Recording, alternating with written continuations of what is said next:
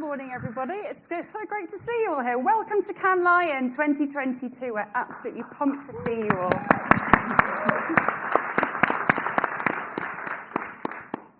So we have with us today two exceptional marketers. We have Kathleen Hall, Chief Brand Officer at Microsoft, and we have Marcel Marcondes, who is Global CMO at AB InBev. Can I have my slides, please?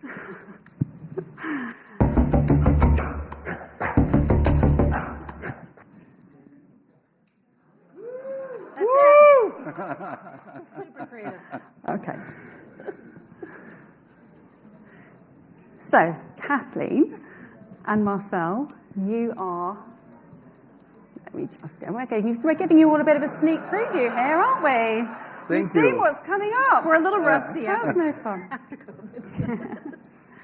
So, as you heard from our wonderful MC today, Microsoft was Cannes Lion Creative Marketer of the Year in 2021, and AB InBev is Creative Marketer of the Year for 2022. So we're going to see what made Microsoft and AB InBev worthy of the coveted Creative Marketer of the Year title. And we're going to give you some insights that you can apply to your own business after the festival. But first, let's remind ourselves of Microsoft's work.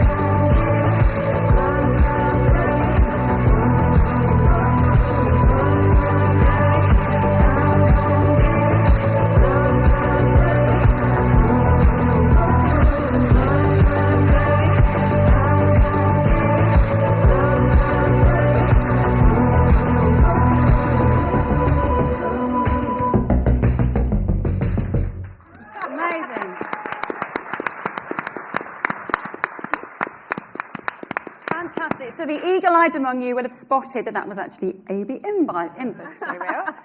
And we're now going to see Microsoft's showreel.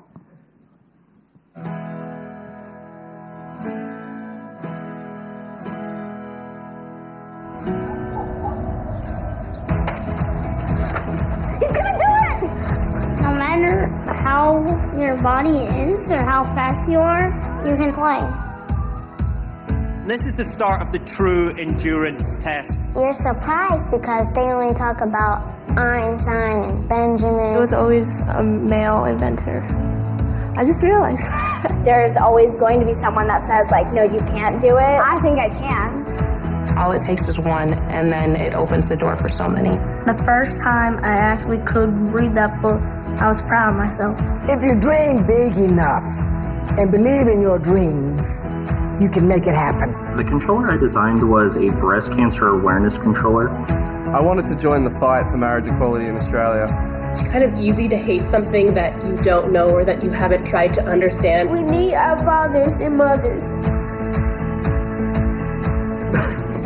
He's not different when he plays.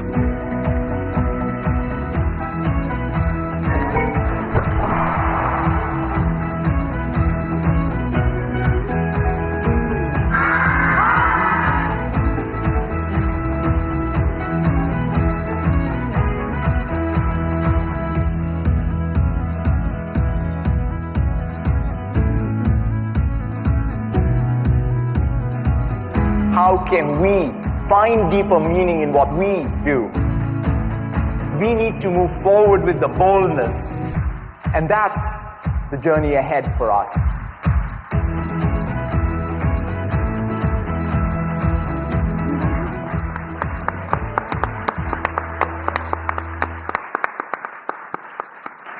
Amazing stuff. So you don't hit on work like that on your own. You need some seriously strong partnerships with your creative partners.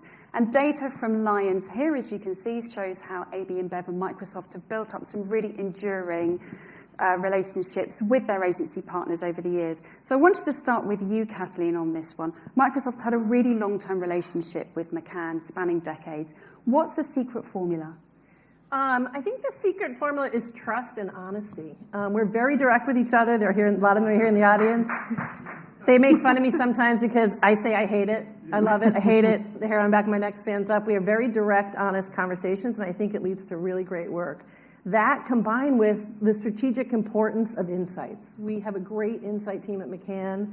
You know, things like the STEM work, it came from there's not enough women in technology. Well, that's not enough. Everybody knows that. Why are there no women in technology? Peel the onion. Well, girls drop out of math and science around 4th grade. Like, you kind of get to that insight. Like, oh, let's talk to those girls. So between the strategic insight, the honesty and directness, I think those two things lead to great work. Fantastic. And Marcel as well, I mean, you're managing more than 500 brands, which is, you know, a lot of agency partnerships. Tell us about how you get the best out of your creative partners.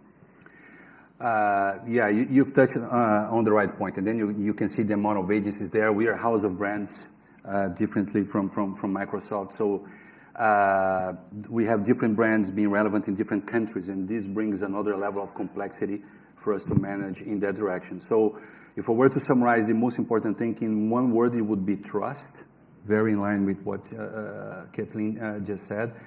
Because I think that in our world, in our profession, we live by taking risks. Everything we do every day is all about placing bets and taking risks. We don't deal with just mathematical equations when you say that if you increase the price, the impact will be this. If you drop the price, the impact will be that. Like, we're placing bets. We don't know exactly what the outcome will be. So I used to say that without trust, there's no greatness. And this is built over time. So it's interesting to see that graph, because although there's a lot of agencies there, we here and all our team here, for sure, they have clear stories to tell with each one of those partners, because to build trust takes time. And what we need to fight against in our industry nowadays is the transactional relationship. Like, who has the best idea for this job today? Tomorrow I might be working with someone else, right? So this does not exist. This is the big learning that we've been having over the years. It's all about trust, and trust takes time to build. Fantastic. Very clear theme coming through there, I think. And sticking with the theme of partnership, I'd have to cover this today. It's a lovely collaboration between Creative Marketer of the Year 2021, Creative Marketer of the Year 2022. Absolutely fantastic work. Got a gold line here last year in the media lines. So, Marcel, tell us about how Courtside came about. I mean, this was, it's tough to say. I was almost like an amazing year. Like, how come it was an amazing year? It was the peak of COVID, right? but anyways, I think during moments of crisis, you're put to the test, and then you need to take the work to the next level. So I think it was amazing in the sense that this period made us get much closer to consumers, much better in really understanding what was going on with people as humans, so that we could think more about what would be the best opportunity for us to make our brands meaningful in their lives, instead of thinking about what we wanted to do first. That was a meaningful change. And that was a very iconic situation, because, I mean, the whole world was seeing, like, what do we do? Right? Nobody can watch the games anymore, and especially the NBA players. And LeBron was very iconic. He said, no fans, no game. I'm not playing. Right? So then we said, we need to do something about it. I will never forget the day that FCB, our partner, again, talking about partnerships, they called me saying, what if we could have the consumers inside the courts digitally, transporting them inside digitally with screens and stuff? And I said, yeah, sure, great idea. Keep going, it's never going to happen, right? But then doing the meetings, that was the idea. Microsoft had the technology, the NBA had the ambition, and then it just happened. And I think it's a great example also because in times like this, we need to get together. So I love to see brands leading by example and cooperating to deliver something that can make a difference in people's lives. Yeah, that's great. And anything to add to that? I would say the same. Adversity kind of builds character. It also builds opportunity. And I think we found an opportunity. The underlying technology that brings people together is Teams, and we were well positioned to do that. And then we had deep and long relationships, both with the NBA as well as with the network. So it was all about how do we bring this virtual experience to life. And ultimately, it was to make it better for the fans, right? The players and the fans, but the fans. So it just was this kind of perfect triangle of things that came together. And, it was good for all of us. I think it was good for the NBA, it was good for the networks, it was good for you, it was good for us. So it was a win-win all the way around, which is what partnerships should be. Exactly. 100%. And let's turn our attention now to passion points. I know, Kathleen, that Microsoft is very, very adept at leveraging passion points. We can see this work here for Xbox, which made the most of the crossover between gaming fans and football fans. So tell us a little bit about how those ideas come in at Microsoft and how you go about executing them and why passion points are so effective for you. Yeah, I think, with all the diversification of experience and media types and everything, there's one thing that's common, and that is people love certain things. And of course, the two examples there happen to be sports. It can be sports, it can be fashion, it can be music, and we have this in common, that we find what people are passionate about, and you find where your intersection with that passion is, and it's kind of an exponential kind of increase of effectiveness because of that. It also tends to be, for us, a triangle between the technology providing an enhanced fan or player experience, as well as what's good for both brands. And so that is the case, with NBA and the stats, and PGA, we do that with them as well. The NFL with Surface on the sidelines. It's always kind of like a triangle of win-win for the three entities. But it just basically, I think, exponentially increases your connection with the end user. Mm-hmm. Excellent. And Marcel, sport, and particularly football, is so crucial to so many of your brands. Tell us a little bit about how that's a great route to effectiveness for you at AB InBev. Especially passion points. I mean, this is, I would say, the bread and butter for us. I think the following, working with beer is such a privilege. Quote of the day. Water is nice, but beer is super cool, I have to say. So, by the way, next time I have to do something about it. But, I was thinking that. Yeah, exactly. I was looking 11 a.m. Maybe it's not. Somewhere. But anyways, right? It's 5 o'clock somewhere. And I think we have the privilege of being present as a category in people's lives in those moments when they get together with friends, when they're watching sports. This is one of our biggest consumption occasions. Mm-hmm. The typical picture we see is that picture with the intention is to capture the player, but then behind the player you see somebody watching the game with a beer like this. Right? That's the typical moment that we see in those situations. So we have the privilege of being present in those amazing moments in people's lives. So our job is to make those moments more special. And this is when the magic happens. Mm-hmm. Fabulous.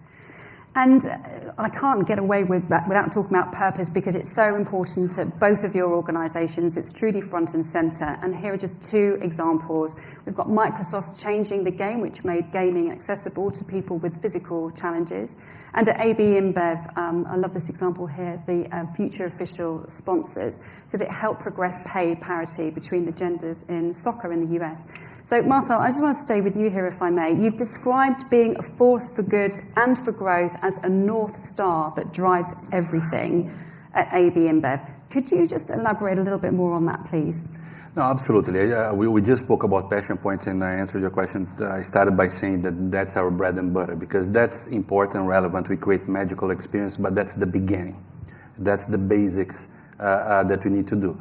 Especially, I said it's amazing, and it is to work with beers and so forth, but in a big popular category with big brands in a big company, that also comes together with greater responsibilities.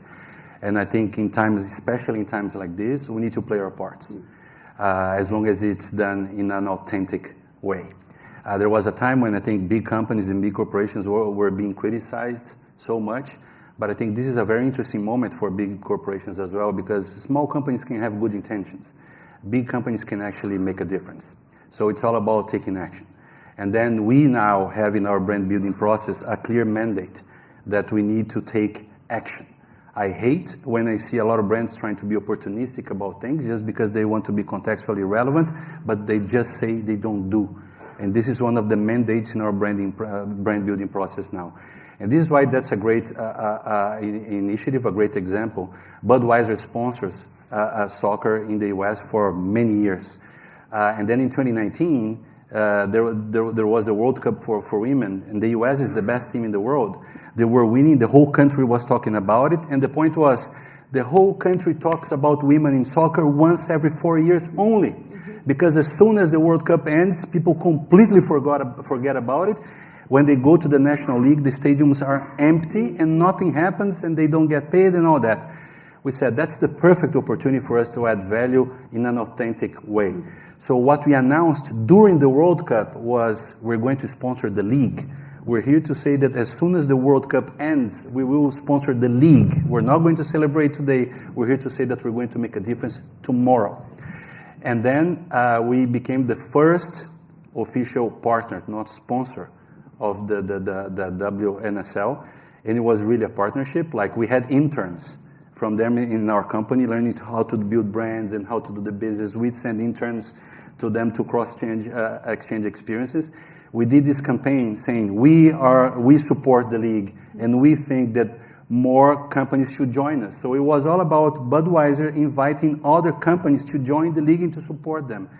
They got immediately 6 more sponsors, 20% salary increase, and now recently they just announced that in 2023 there will be equal pay for the first time ever. Amazing result.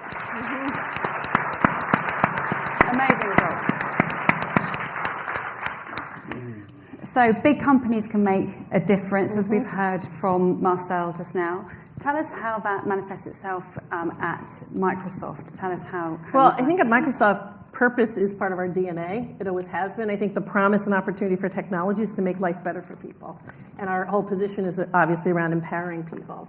And broader than that, our kind of brand purpose is for the greater good. We're trying to make the world better. And having that part of your DNA, Satya encourages each of us to have our platform. It doesn't have to be with the corporate platform. You can have a personal platform and work it through what you do.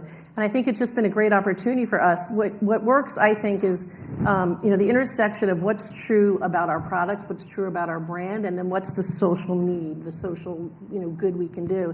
And in the case, Xbox Adaptive Control is a great one. Like from a business perspective, did that make any sense? Are we going to sell enough to put that on the Super Bowl? Absolutely not. But from a values and a purpose perspective, it represents everything we're all about. It got started by an engineer who his personal platform was, I can't game anymore as well as I did before because he was injured. He was a military guy who was injured.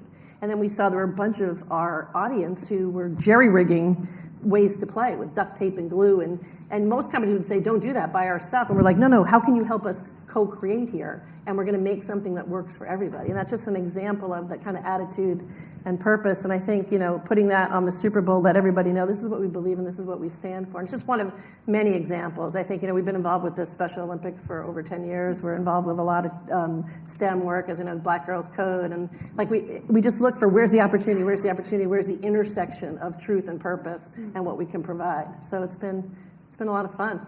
And I remember you telling me last year that actually had a knock-on effect and engaged quite a lot of your B2B audience as well as your B2C audience. Right. We're always trying to do both. Like one of the greatest opportunities we have is to engage and mobilize our partners. So even with the issue of diversity, when we look at how many companies do business with us and how we can affect what their composition looks like, that's a huge ripple effect through the world. And that's the approach that we take. And it's very through the line, isn't it? I remember right down to the packaging was very kind of, you had a little phrase you used, it was kind of 2 thumbs and a mouth. Oh, yes.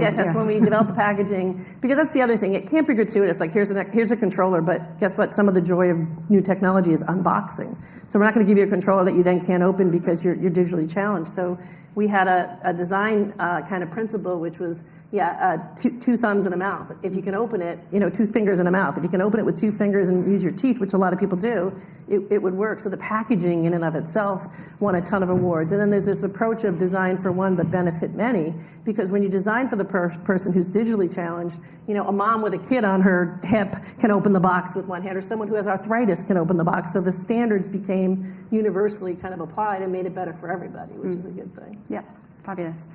And now lots of the creative work that Microsoft and AB InBev produced is work that's designed to make a real difference to real people. So here we've got Make What's Next, which was a patent program to encourage girls to invent, and Tienda Cerca sustained small businesses in Latin America during lockdown by using WhatsApp as a commerce platform.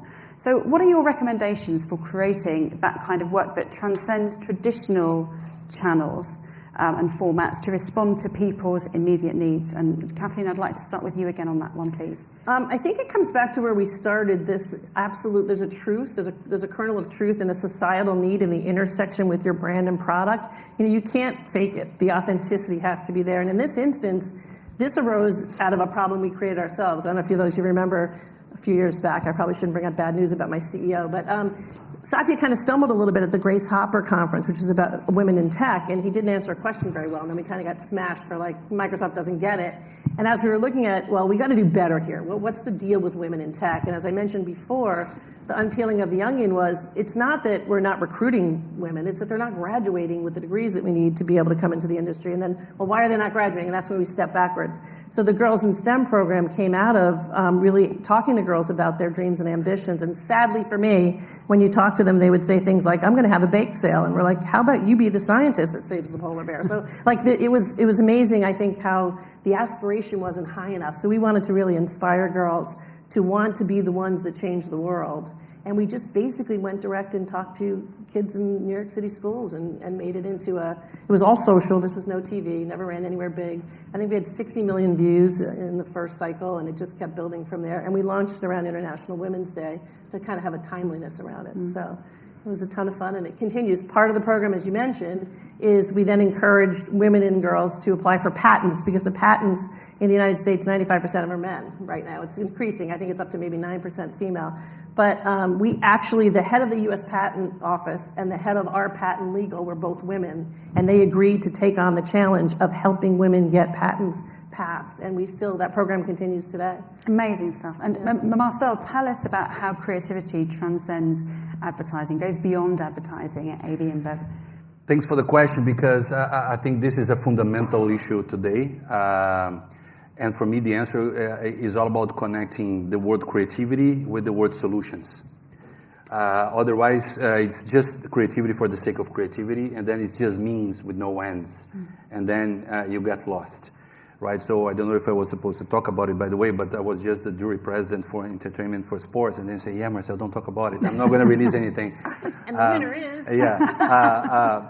But the thing is, inside our conversations, no, Marcel, don't talk about it. But the whole thing all the time was, don't fall in love with the problem. Mm-hmm. There are so many issues that we would love to solve that makes us infuriated. But the thing is not about recognizing the problem. The thing is about recognizing the creative solution for the problem. So the big North Star that we have as a team is to always use our brands to come up with creative solutions for business and consumer problems, so that we can A, add value to people, be relevant in people's lives, and B, let's not be naive here, drive growth, of course, right? So this is, I think, the solution. And that's another great example. There was the one Grand Prix last year. Anybody from Colombia here? All right. So during the pandemic, I mean, in our business, bars, restaurants, they were all closing. So it was all about giving them support to, although they were closed, they could deliver beers, they could deliver products, and then they would one more time find a source of revenue and income to go through the revenue. Good for us, good for them, good for people, everybody wins. And this had a lot of creativity around it, so that people would be informed about the existence of that, so that we could drive awareness, and then people could use the service. I think one stat that makes us very proud, being Creative Marketers of the Year in 2022, is that 95% of our winning work were not ads. 95. I'm not saying this because I don't like ads, nothing against ads, but it was all about projects, programs that included ads. But it was all about a full circle of creative solutions to really make a difference instead of just making our brands visible. Very interesting. And I just want to summarize where we're at with today's session with 4 Ps. So firstly, stay people-centric as an organization and in your creative work. And tune into your audience and work out how your brand can help them. We've seen some great examples of that today. Secondly, purpose. Focus on solving real problems and growth will follow. Use your brand's influence and reach to bring about societal change. I loved your quote about small companies have great intentions, big companies get things done and make the change. That's beautiful. So, Kathleen, just on that point, I'd like you to tell us a little bit more about Microsoft's experience with Make What's Next. And I think we've got some VT to run as you talk, just to remind people of what it was and where it's got to and there where we are There's with a new it number, today. 7%. Yeah. Well, I talked a little bit about it, but it was really, it was just super inspirational to be able to inspire women to get more engaged. And as Marcel said, it's never about a video, the ad. It's all the extension programs. So in addition to the patent program, for example, we partnered with National Geographic in all of our stores, and we had women scientists come in, and we made sure underserved communities through the Boys and Girls Club and Black Girls Code and all the other groups we're associated with could come and hear female scientists talk about what they're doing to save polar bears or stop global warming. So all of those extensions, I mean, basically what you want to do is you want to inspire young women to empower themselves to change the world. Another example, when we were shooting the piece on Fifth Spot, when we went and sang to Apple, I'll never forget, I'm a New Yorker, so of course, I love shooting in my home city, although it's not easy. And we had a female AD who was, lining up a shot, and I remember a little girl, Hispanic girl, actually walked by with her mom and said, "Look, Mommy, it's a girl behind the camera." So, if all she remembers is that and thinks that's possible for her, that's what matters. You just want to light that flame of chance with people and inspire them. And that's what we hope this does. I mean, I could go on.